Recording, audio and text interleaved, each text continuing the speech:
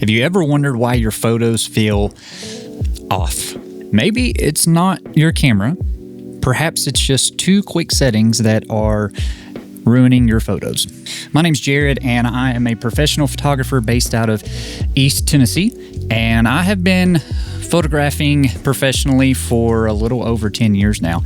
And the reason why I can tell you that these two mistakes may be ruining your photos is because I have allowed these two mistakes to ruin my photos. In addition to my own experience, I also am a member of this group on Facebook called the Beginners Photography Group, and these are by far the most common mistakes that I see beginners post from their work in that particular Facebook group. Obviously, there's tons of other mistakes that you can make, but these are definitely the most popular and most frequently made mistakes. And I promise if you fix these two mistakes, your photos are instantly going to be better. So mistake number one is using the wrong shutter speed. That could be blurry subjects, that could be motion in the shot that should have been frozen, but also it could be an over or underexposed image, because shutter speed is used to control two things within your photo. So many beginners shoot in auto or a semi-auto mode, which is fine. I shoot in aperture priority 99% of the time. But the issue is when you're using these auto modes, if you don't understand how shutter speed affects your image, you may not recognize when your camera has chosen the wrong shutter speed. And oftentimes you don't take into consideration moving subject and or handshake in the event that you don't have enough ambient light and your shutter speed dropped to a really low shutter. But here's the good news. Shutter speed is fixable. I want you to think of shutter speed as something that not only controls how much light gets through to your sensor, so it affects your exposure. You can use a faster shutter speed to bring down a bright scene, or you can use a slower shutter speed to bring up the luminance in a scene in the event that it's darker. But also the thing that shutter speed does is it freezes, or in some cases does not freeze, the action that is in your scene.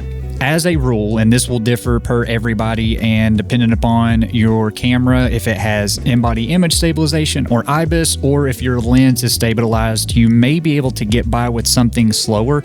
But as a general rule, I don't like to go under 1/125 or 1/100 with my shutter speed. That's not because I can't hold it steady and get a crisp shot. I just like to make sure that I'm giving myself and my camera the best opportunity to get a sharp and crisp subject. There's also an old rule that is not a bad thing to go by at all. You should be double whatever your focal length is. So for instance, if you're shooting on a 50 mil, your shutter speed should not drop below 1/100. On the long end, say you're using a 70-200 and you're shooting at 200 mil, you probably will not want to handheld something less than 1/400. And if you're shooting movement, if there's movement in your frame, it's not a portrait, you're shooting sports or anything that has movement that you don't want to be blurry in your shot, as a general rule, I would probably not go below 1/400, 1/500 for my shutter speed. And in some cases, that still may not be fast enough, but that's a good starting point. So fire one off at 1/500, check the back of your screen. If whatever you're shooting, say it's cars or whatever, is not frozen the way you would like it to be, you're gonna have to go up so that you can accurately freeze that motion. And the second mistake that I most commonly see done in that beginners group is using the wrong white balance. And white balance is kind of confusing to a lot of people. It's measured in kelvins, right? You've got this scale from, say, 2700 Kelvin all the way up to 6500 plus Kelvin.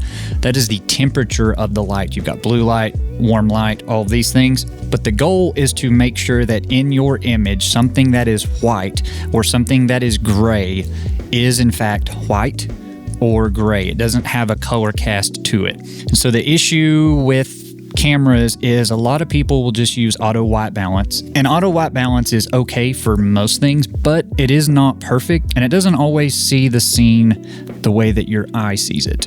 Or if you're someone who's not using auto white balance, perhaps you forgot to change your Kelvin temperature from scene to scene as you moved around, and that has caused you to have mismatched and improper white balances in your images.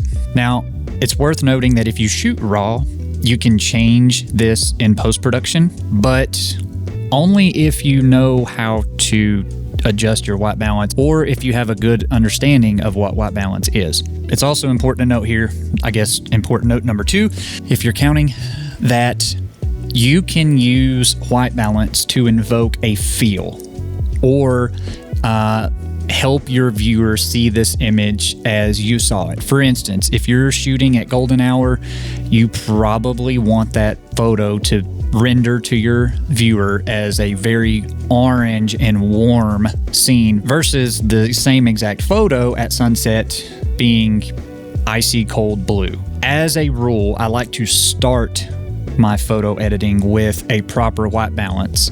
That way I can know that my skin tones are accurate and the other colors are true to what white is in that scene. And then once I get closer to making my final adjustments, if I'm trying to invoke a feel, then I will shift the overall hue and the overall white balance of the image. But as a rule, it's great to make sure that white looks white and that your skin tones look accurate in your images.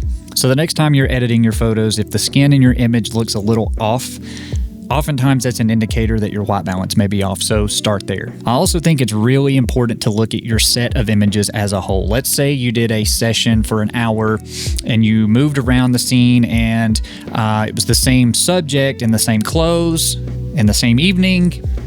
You should have very similar colors throughout the evening. Now, I understand that different light's going to be slightly different, but for instance, if that person's wearing a white dress or if that person's wearing a white t-shirt, you should want to make sure that image to image to image, that shirt is actually still white. If you're looking at your set of images as a whole right before you export and deliver to the client and you notice a shift in color, it might make sense to go back and tweak the white balance so that your colors are more consistent throughout the whole set of images. There's also tools that you can use to ensure white balance. There's gray cards that you can take a photo of right before, and there's also an eyedropper in Lightroom. And it's very simple to use. All you do is you grab the eyedropper here and you move over to something that is white and or gray in your image, something that should be true white or true gray, and you click it. And for the most part, that's going to give you a really, really, really good and consistent starting point. And you can tweak it from there if you see fit. Just to kind of recap these two mistakes that I commonly see beginners making. If your photos feel off, it might be one of these two mistakes. For instance, if your photo is blurry, then you probably use the wrong shutter speed. If your photo is underexposed or overexposed, you may have used the wrong shutter speed. Or if the color feels wrong or unnatural, or the skin tones just don't even look remotely believable, you may have used the wrong white balance. So make sure to pay attention to your white balance as you're working through your scenes. Again, less of an issue with photos, especially if you're shooting raw, but it's always great practice to get it right in camera. That just means that you've got less work when you go into post. So I'm kind of curious, if you fixed one of these two mistakes, what was the moment that clicked with you where you were like, oh, this is where I made the mistake. I now know how to fix it. And be sure to stick around and subscribe if that's something that you're into. You don't have to, I won't make you, but I would appreciate it if you did. And also be sure to like this video if you did in fact like this video.